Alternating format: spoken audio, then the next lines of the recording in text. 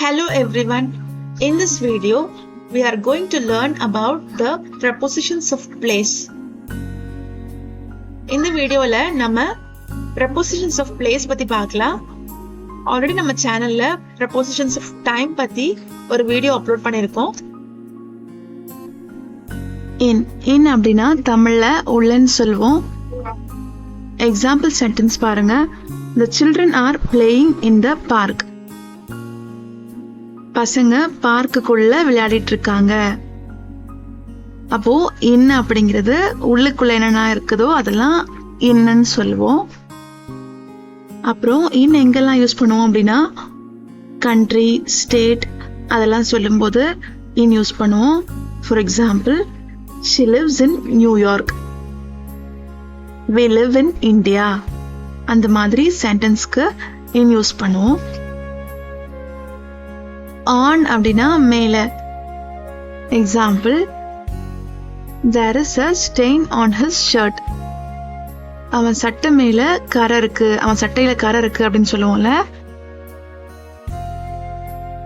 The books are on the table. The keys are on the table. சாவி table மேல இருக்கு. Mode of டிரான்ஸ்போர்ட்க்கும் நம்ம on use பண்ணுவோம். For example, I am on the bus.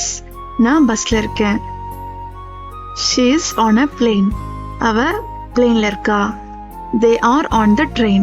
அவங்க ட்ரெயின்ல இருக்காங்க. பஸ், ட்ரெயின், பிளேன் எல்லாமே நல்ல ஸ்பேஷியஸா இருக்கும், நடக்கிறதுக்கு இடம் இருக்கும். அதனால இங்க நம்ம ஆன் யூஸ் பண்றோம். ஆனா கார்னு வரும்போது நம்ம இன் தான் யூஸ் பண்ணணும். I am in a car. காருக்குள்ள நடக்கிறதுக்கு பெருசா இடம் இருக்காது, அதனால இங்க இன் யூஸ் பண்றோம். அட் எங்கெல்லாம் யூஸ் பண்ணுவோம் அப்படின்னா எக்ஸாக்ட் லொகேஷனுக்கெல்லாம் அட் யூஸ் பண்ணுவோம். For example, I will meet you at the park. She is waiting at the bus stop. She arrived at the airport. இந்த மாதிரி airport, railway station, bus stop, school அந்த மாதிரிலாம் நம்ம exact location சொல்றதுக்கு at use பண்ணுவோம். Gatherings and events அதை சொல்றதுக்கும் at use பண்ணுவோம். For example, I will see you at party. I met him at the conference. That's it with the lesson today. Thanks for watching.